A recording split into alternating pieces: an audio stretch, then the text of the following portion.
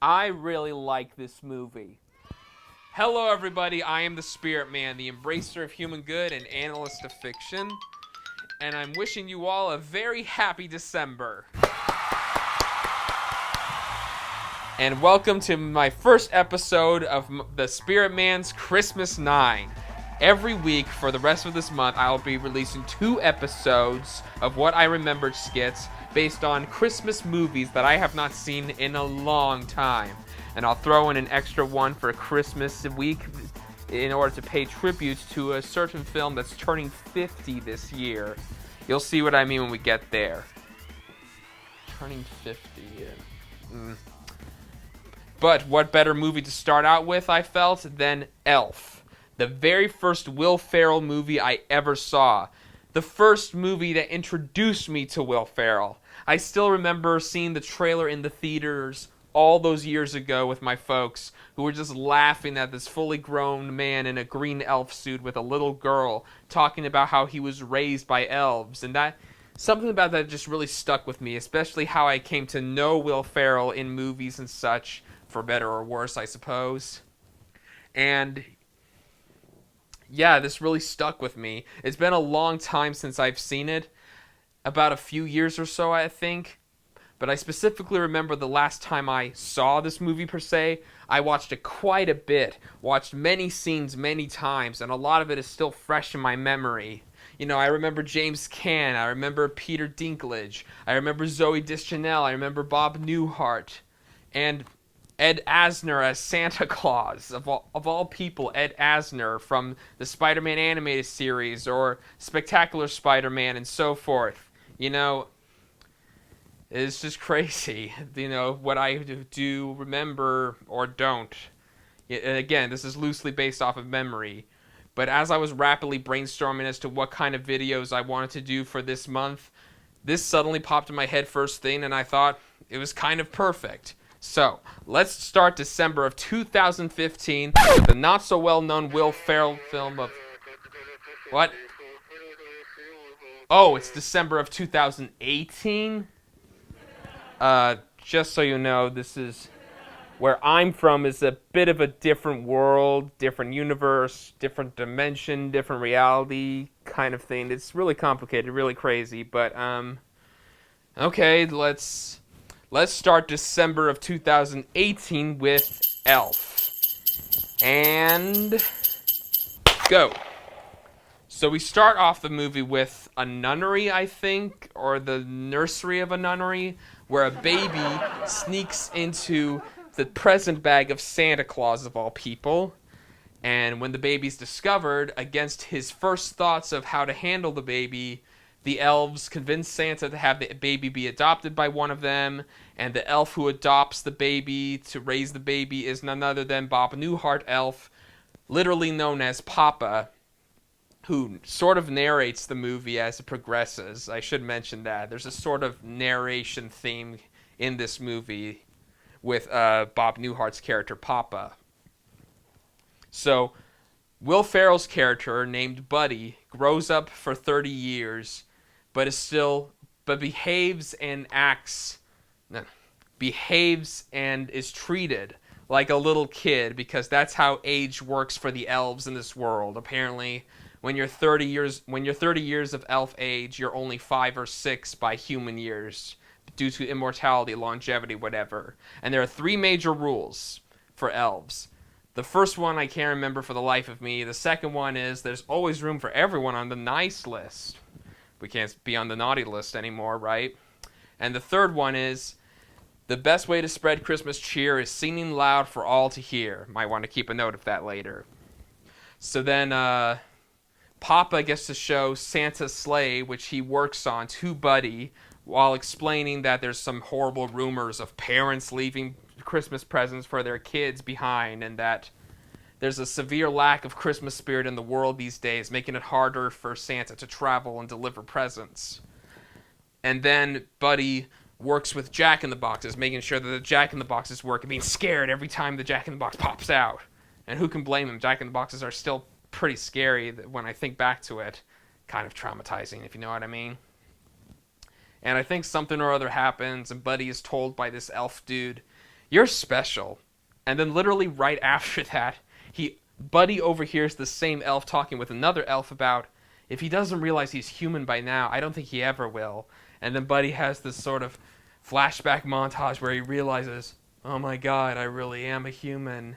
And then he falls over and crushes this elf who's concerned for him and is trying to get him off gently, like, Buddy, get off me.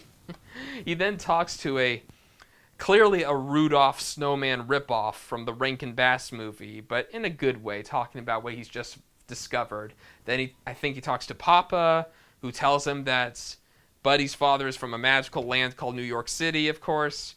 And then when he talks to Santa for more information, Santa reveals to Buddy, Buddy, your dad, he's on the naughty list. And Buddy goes, no! And we see James Caan dad. I can't remember this character's name for the life of me. It's been so long since I've seen it. I don't think I ever even memorized his name, to be honest. We see James Caan dad like being mean to this nun and not giving this nun books for her kids at her nunnery and so forth, while Santa is explaining to Buddy, hey, look, just because somebody's seems to have lost their niceness doesn't mean it can't be found.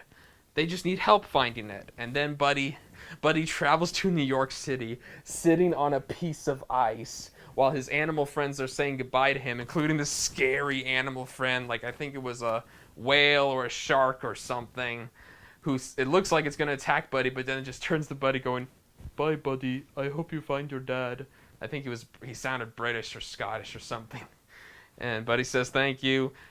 So eventually he gets to New York City after being attacked by a raccoon, meets his dad, who doesn't believe he's his son, and tricks him or just flat out abandons him at some mall. And then at this mall, Buddy, after trying a bunch of random store things, including perfume and stuff, and seeing these ginormous toilets that he's not used to seeing because he's so used to the small toilets that the elves use in the North Pole. Come on, everyone knows that elves and Santa live at the North Pole, right? He then comes across a Christmas store where he meets this manager dude, and he meets the Zoe Deschanel employee character. Fuck, I can't remember this character's name for the life of me, and she was a really good character. I really liked her. She was a very no-nonsense kind of blonde gal, if you know what I'm saying. And in a strange way, she and Buddy get along right away. And then I think Buddy just leaves the store shortly after meeting her. And he finally meets the family, the sort of step family of James Caan's dad, with his second wife and her child, I think, or their child. Not sure. I don't really remember what it is. And the family reluctantly accepts him, or at least the stepmother reluctantly accepts him. And then, let's see here. What happens next? Oh, I think he sort of breaks into the store and fixes the store up with all these Christmas decorations, but also catches Zoe Deschanel's character in a shower, and this really creeps her out, and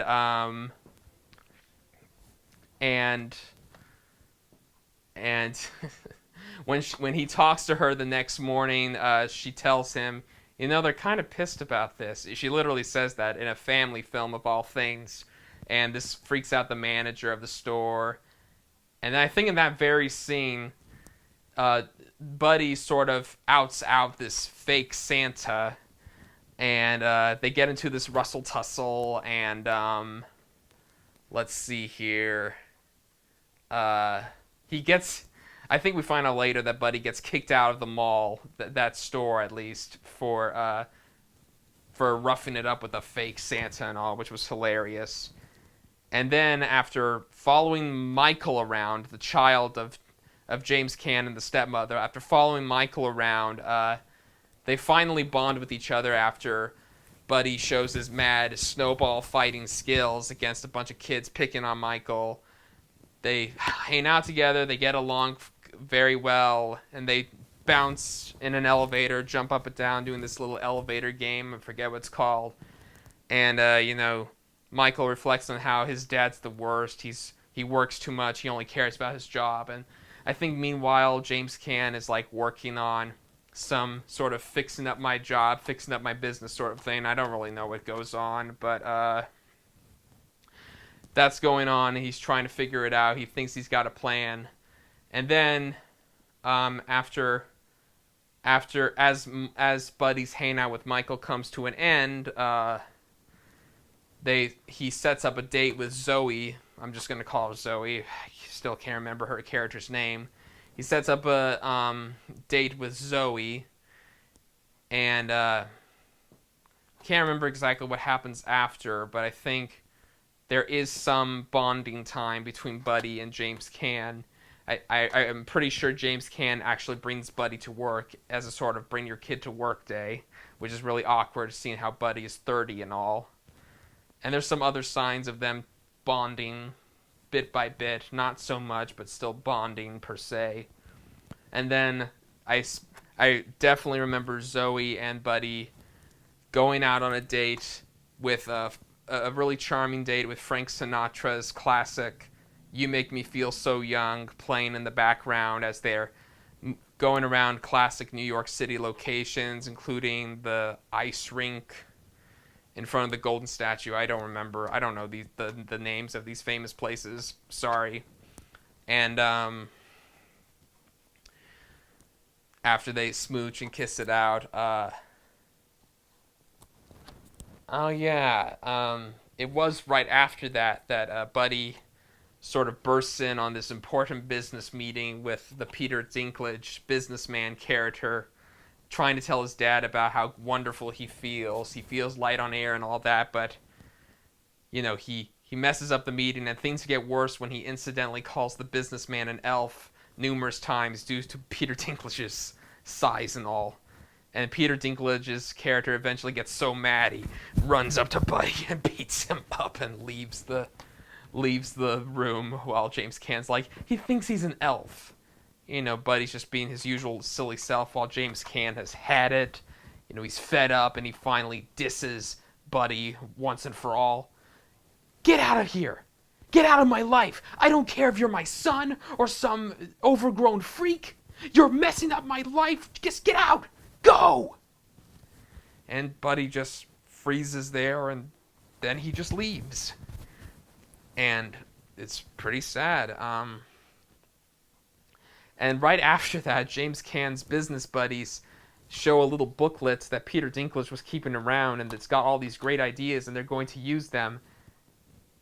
Isn't that fucking plagiarism? I mean, you're taking this guy's ideas to help out your own thing. I think it was like a holiday season or just marketing sort of business or something. I don't know.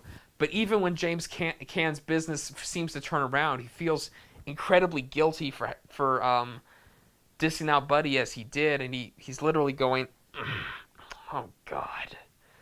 At the same time that Buddy is discreetly leaving the family behind. And feels like I was missing something else earlier, but whatever, it's all good. We're into the final act of the movie, and as Buddy, I think, is about to leave New York City, he sees Santa crashing down into Central Park, and he has a reunion with Santa, who explains that his reindeer, no, not his reindeer, his sleigh is not working because it's supposed to work like a machine, of course, apparently. It's not working because there's virtually no Christmas spirit. There's a non-existent Christmas spirit throughout New York City, and they need to somehow make it better. And James Caan comes around, and Michael comes around after Michael confronts his dad, telling him, Buddy's left, and I'm really worried, I'm really scared. James Caan at first won't go with him, and Michael points out, Buddy cares about everyone, and you just care about yourself. And James Caan, after outing out his own boss, goes with Michael. They meet Santa Claus himself, and Santa tasks them with spreading awareness for Santa. Like, Michael goes on the news and like reads out of a book, Santa's book, with all these things that people like, that people want, all these presents that people want, including this little girl that Buddy met much earlier, who I forgot to mention, who was in the trailer, for crying out loud. And that doesn't work. The whole news thing doesn't work. Zoe comes onto the scene because she spotted Buddy on the news when this whole craziness first began, and these Central Park Rangers are chasing after Santa, trying to arrest him, and Santa yells back to Buddy as they're trying to get away, "Ha ha! I put those boys on the naughty list and they never forgave me." Ha ha ha! Like, how the hell does that work? But whatever. So then Zoe remembers what Buddy told her at one point. The best way to spread Christmas cheer is singing loud for all to hear. And so she literally sparks this sort of citywide singing, a really charming singing of Santa Claus is coming to town, which raises, since I guess it's across the city, it raises the energy level for Santa's sleigh machine until he finally can deliver presents to all of New York City and finally leave New York City to move on to the rest of the world, because I guess that was his halfway stop or middle stop or whatever throughout the whole world. Buddy waves goodbye to Zoe and everybody, because I suppose he's leaving per se, at least for a while. And, you know, even though all these people at Central Park saw Santa Claus, this elf, and this sleigh flying by, you know, the news doesn't necessarily catch note of it. And, excuse me, then, the climax ends with Santa saying, "Merry Christmas to all!" And the resolution of the movie basically is, you know, everybody's all better, life is all better, and Zoe and Buddy get married, and the last scene, just before the end credits roll, is Zoe and Buddy with Papa and their baby son, and Papa wants to hold his grandson, but Buddy walks over and crushes Papa's lap with the baby in his arms, and Papa goes, Buddy. And then we transition to a cartoon drawing of the family with the snowman pushing the picture aside, winking at the camera, and the end credits start rolling with Winter Wonderland playing in the background. And that's Elf. It's a really, really good movie, a very high B+ on my ranking scale. It has problems. It has a lot of problems in a sense, but there's still so much to like about this movie. I honestly can't remember much of anything bad or awful per se to really hate about it. I guess if I can, from what I loosely remember off the top of my head, maybe we could have had more extended scenarios and such, more extended story, you know, more scenes, extended characterization and such. But apart from that, this is a pretty solid film, you know, and just go check it out if you haven't already. I honestly don't understand why people don't talk about this movie more often. It's a very charming, family-friendly, heartfelt sort of movie, which in a way I highly recommend, even if I myself don't necessarily find it that great. Yeah, so did I remember that right? Did I remember this movie right? Is that how it happened? Well, if you feel like it, let me know in the comments, or just wonder to yourself. And yeah, I'll see you guys next time actually tomorrow, for my next movie of the Spearman Christmas 9 of this year, 2018. Again, it's a bit of crazy with how alternate realities and stuff work out here, but thank you so much for spending this time with me and good old Buddy, aka Will Ferrell from Elf, who actually made a commentary on this old DVD, which is to me, to my understanding, was rare to happen at the time. But yeah, I'll just stop it here. Thank you so much for spending time with me, and I'll see you tomorrow for the next Christmas movie review. Well, Christmas movie skit of what I remembered. Take care, everybody. Bye-bye. And happy December to all.